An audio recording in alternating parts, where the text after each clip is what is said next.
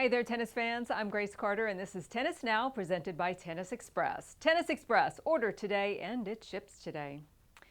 In support of Peng Shuai, the WTA has pulled the plug on China. WTA CEO Steve Simon has canceled all of the tour's tournaments in China and Hong Kong, a move that could extend past 2022. He says it is a stand for human rights and player and staff safety. Simon says in good conscience, he just didn't see how he could send athletes to China to compete, while Peng Shuai is not allowed to communicate freely after criticizing a high-ranking Chinese politician.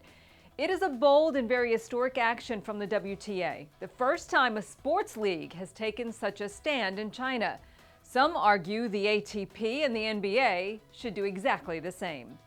To restore the WTA events, Steve Simon told the AP that China will have to cooperate in a transparent, independent investigation into Peng Shuai's allegations that a former Chinese premier sexually assaulted her.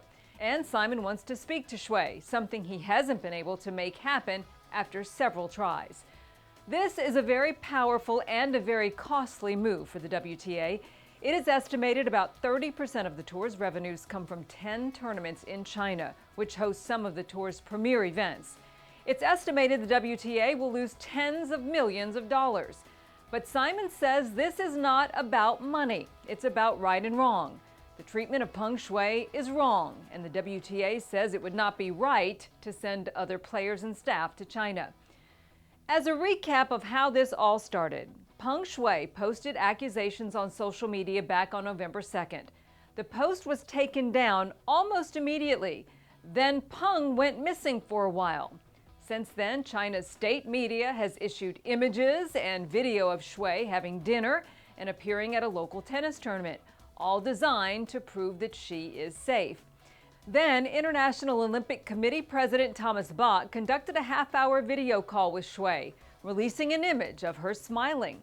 The IOC said she's safe and well and living at her home in Beijing, but just wants to maintain privacy for now.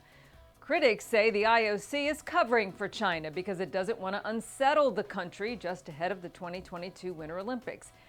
As for the WTA, it didn't work. Neither the photos nor that video address the serious concerns it has for Peng Shuai's safety. Nor does it address the serious sexual assault claim made against China's former vice premier, Zhang Gaoli. The 35-year-old Peng alleges that she and the now 75-year-old Gaoli had an extramarital relationship for several years before the assault. China has continued to censor news about this case within the country, scrubbing Peng Shuai's name from the internet, blacking out Western TV news coverage, and even temporarily removing the word tennis from its internet. As expected, China is very critical of the WTA's decision to withdraw, saying that China is opposed to acts that politicize sports. So what happens now? The WTA is clear it will not do business in China until this issue is resolved. Will the ATP also cancel China? No word on that yet.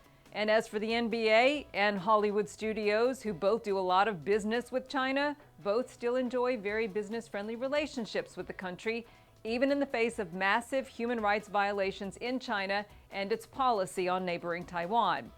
Meanwhile, the United Nations, the White House, Great Britain, France, all have called for full answers in the Peng Shuai case.